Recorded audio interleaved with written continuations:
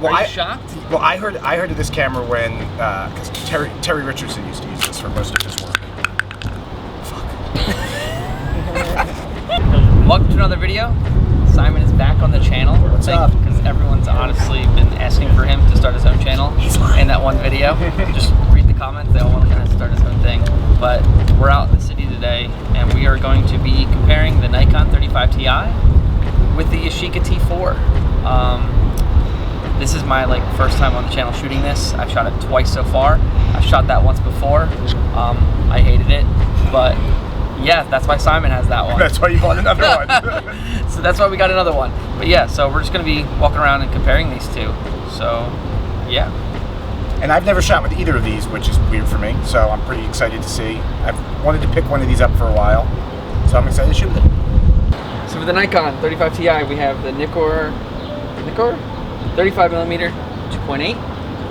And this guy we have the Zeiss Tessar 35 3.5 T lens. And I think that, you know, with both of these cameras and really any premium compact, the real benefit you're getting from just a normal point and shoot that might be, you know, 60, 80 bucks is the lenses. And with any film camera, you know, you're really buying it. I consider, with the exception of a couple, you're really buying into lenses. So if you buy a Leica M6, you have access to Leica glass, Zeiss glass. If you buy a Canon, you know, any of the newer Canon electronic bodies, you have access to their EF lenses, which are really good too. So when all is said and done, these are just sort of like boxes that gives you access to a variety of lenses. And these lenses in particular are very sharp and good. From what I've heard, I'm excited to see. Yeah, sure. Oh yeah, I want to figure that out. Actually, I'm going to do like a one. I think for the sake of comparison, we're going to try to take a couple of at least the same shots so we can sort of see the difference between the lenses. This building behind us is called Merchant Exchange. It's a nice sort of wide angle so we can get a sense for the sharpness on that. Literally on this camera, I can't set anything. It's an actual point and shoot camera. There's no ISO override, there's no exposure compensation. There's just a flash button that we can't quite figure out what it does. So we're just gonna shoot this. With this camera, it's pretty much point and shoot, but you also have the options to change your exposure and shoot in aperture priority and all that. Right now I'm just shooting in P, I believe it's programmed, so it's just like totally autofocus, auto everything. So it's somewhat similar to him. Maybe I'll change it to aperture priority if I want to, but for now I'm just shooting it in P.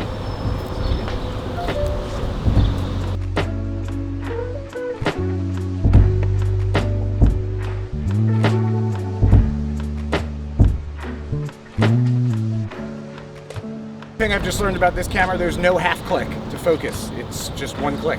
So I just burned the frame.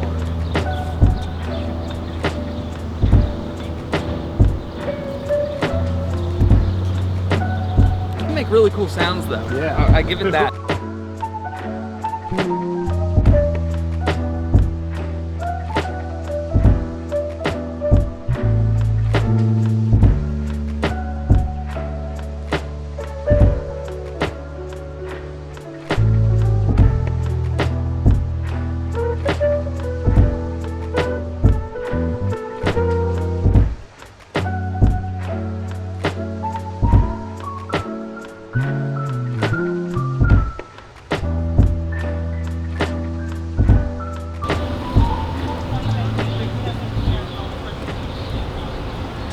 Thank you.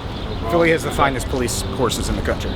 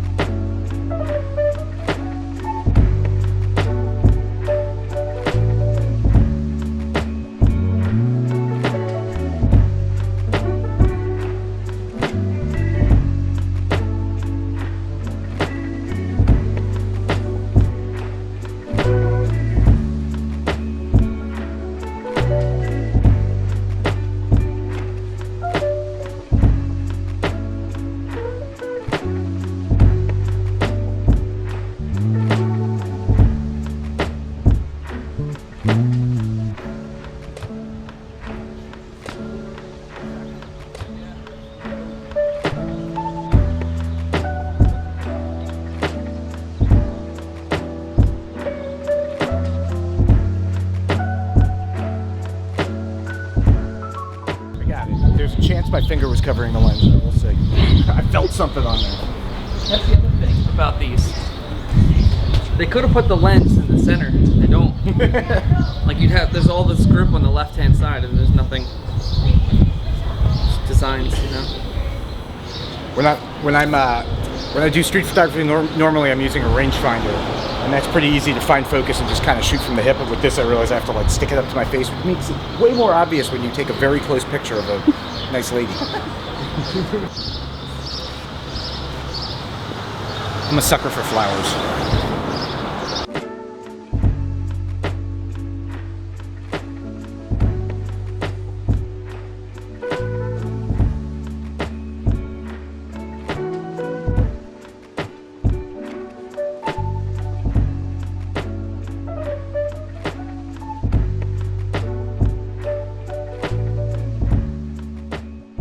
What I like about point and shoots is that it really takes any decision making out of your hands, which sometimes isn't great, but if you just want to focus on composition and things, you don't have to think about anything other than what's in this little frame window. And it is a very small viewfinder.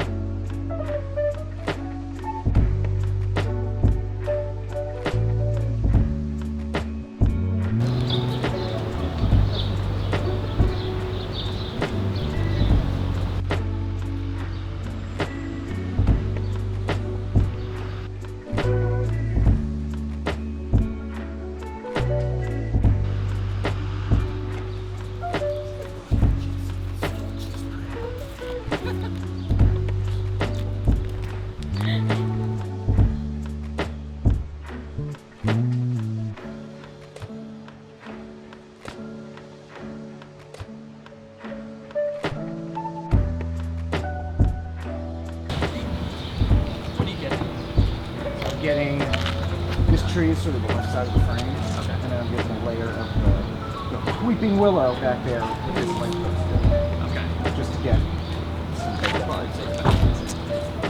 So I was using the tree as like the left side of the frame.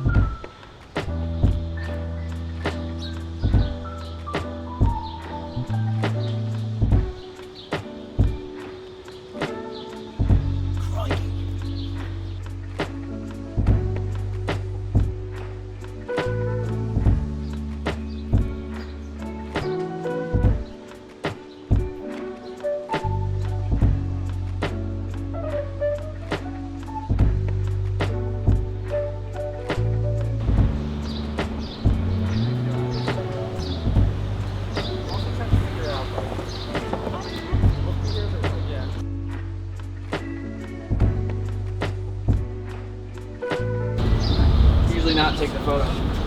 It took it. It did? Alright. Okay.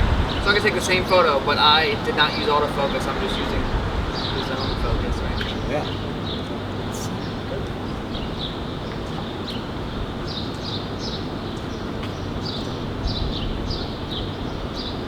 Voila. Let's see. Alright, we'll throw them on the screen. Now!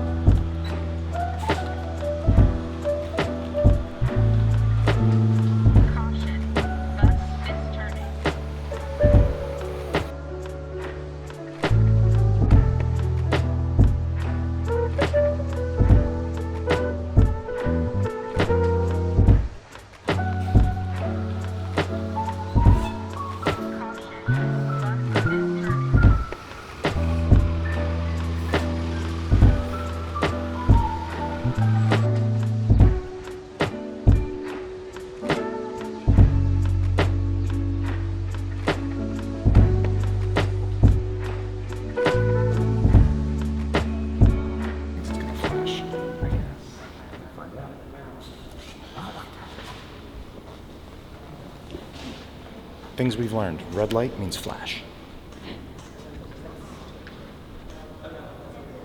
Looking good, George. Looking good. That was at like 1/30th is what it said. Oh, really? Oh, do you have a shutter speed readout in there Yeah. too? His camera's so much better than...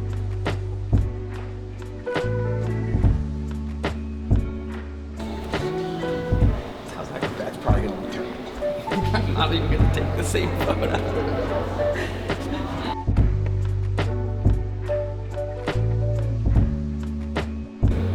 So the whole frame line's red when it's like, there's like no light, little to no light. Also, this is like somewhat of a light meter right here, which is a pain in the ass because I wear a hat all the time.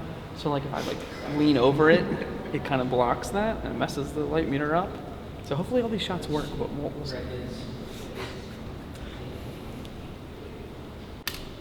We're gonna figure out what this infinity logo is. Just push the flash button until I got something that looks like it might not flash.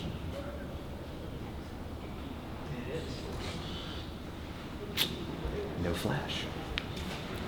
That shot's probably garbage still, but there's no flash.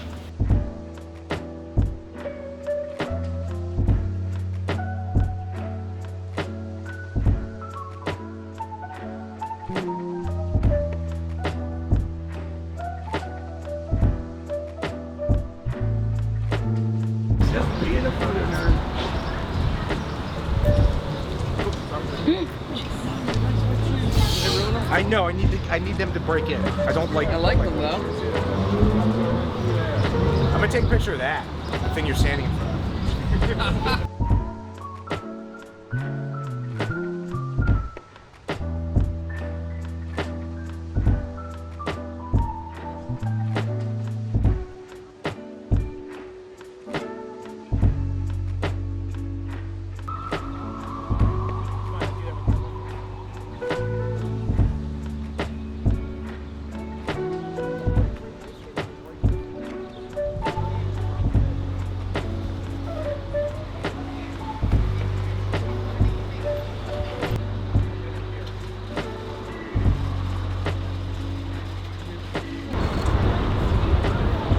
I will say I do like these cameras for like kind of quick street shooting because you don't have to set anything, you can just...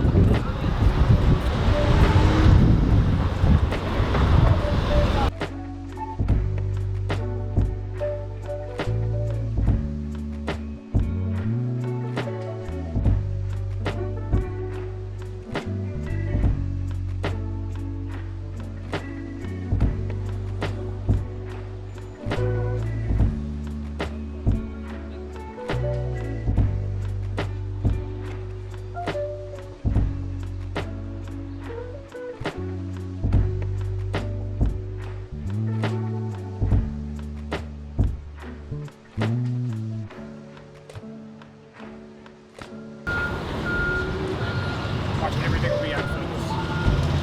Yeah, right.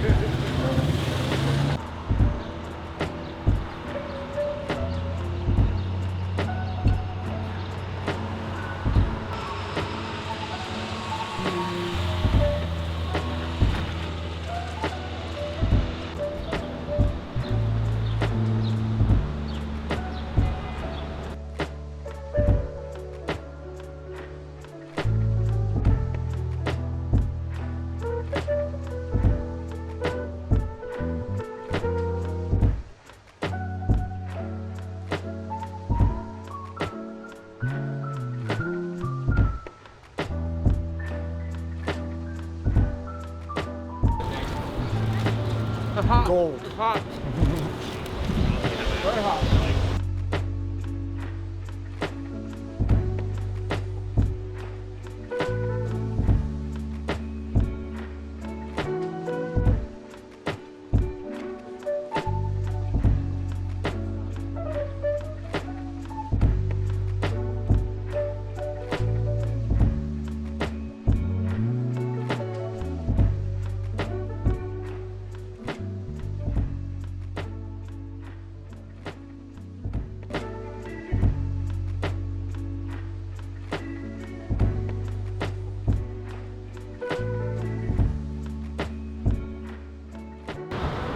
Very flary. I turn the camera? You should take that same shot. Lift it up to the sun?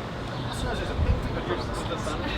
Yeah, I bottom of my frame was the bottom of that black side.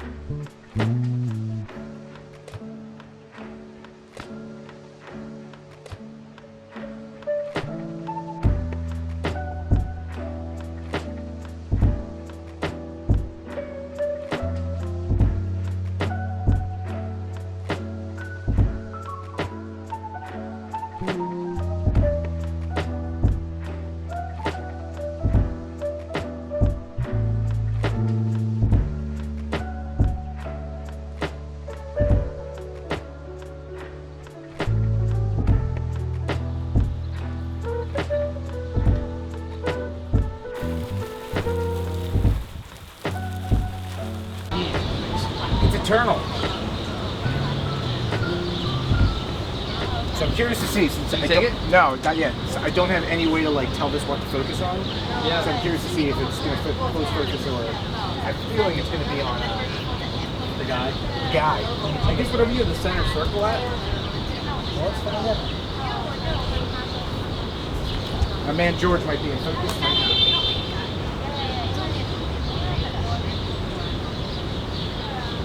Took it with the flash.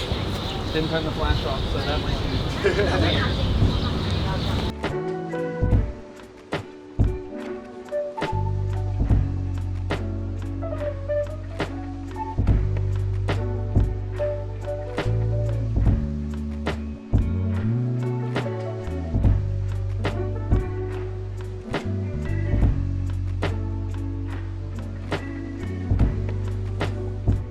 The hardest things to shoot with a camera that basically you can't override the settings, any kind of fully automatic camera, is a backlit situation.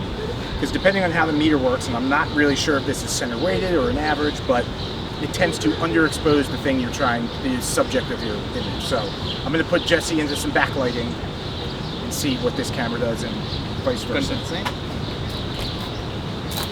Stand all the way in these bushes over here. So your shadow. All right, you? Yeah, what do you think? So I'm going to try one just with whatever auto settings this gives me.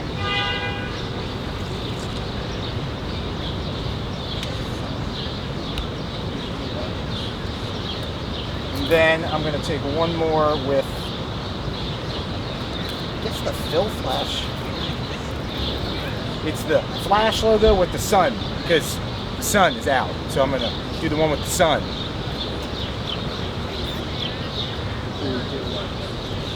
All right, it worked. All right.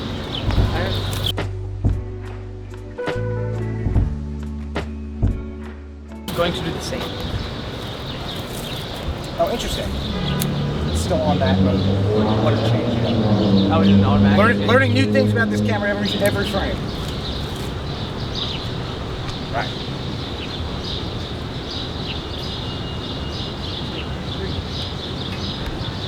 Should I try with the flash? Yeah, do one with the flash. Let me do the flash. Yeah, can you use it first?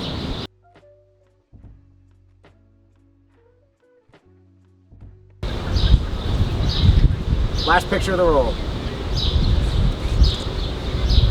Ooh, this is gonna give me 37.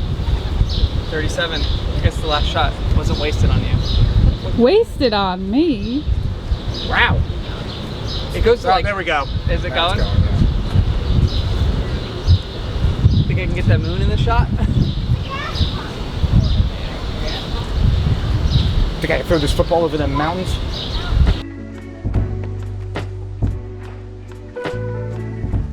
Guys, so that's the end. How are you so bad at this? Don't you have a YouTube Dude, I'm channel? so bad. I'm so bad. All right. That's the end of the video. We're done. No, honestly, after shooting with this, I was not expecting to like this as much as I did. Granted, we haven't seen the photos yet, so they might be complete garbage. And as usual, anytime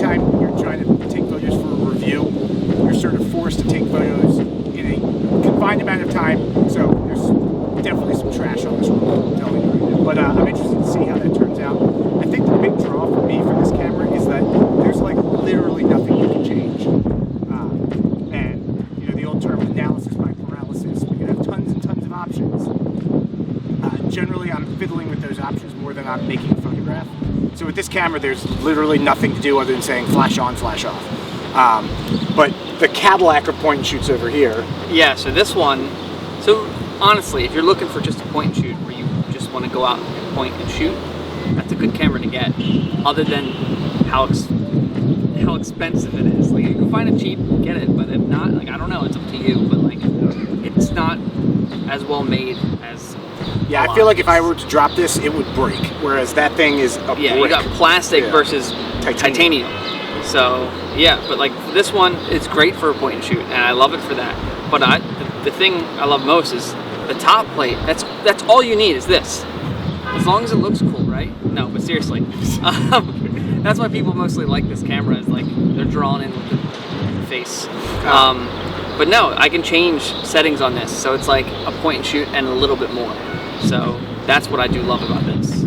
I think that, you know, for me personally, what I'm looking for out of a point and shoot is literally this, which is just aim it and shoot. Because if I'm gonna, you know, go out and shoot for actual work, I'm gonna bring something like my Leica or you know, one of my medium format cameras. But if I just want a camera to take around with me and not really have to think about, can you shut up? Seriously? Get out of here. Shh. We're doing stuff here. Look at this bird. We have no food. We have no food. But no, but honestly, so if you're looking for a camera that you can just take around with you and you want to shoot on film, this is awesome. I really, really, really like this camera, way more in fact than I thought I was going to. But if you're going to buy a point and shoot camera that you intend on using for, you know, something a little more professional with portraits where you want some more control, like absolutely this guy is amazing. And honestly, the top plate is, it's really nice. You can't beat it's really cool. You can't beat it. But no, so we haven't seen the photos yet, as you know, but hopefully we'll see which one is better, or if you can even tell a difference. Who knows? But yeah, so we're gonna go develop those and throw them up, and yeah, it's been a blast. It's always great having Simon on the channel. It's probably gonna. I love being on this channel because I don't have to do any of the work. I'm gonna quit. I'm gonna quit soon, and it's gonna be Simon's channel, and that'll be it. But no, it's been great making a video again. It's been like 3-4 months, so no, it's been great. And yeah, so thanks again, Simon. Yeah, and it's Miller time.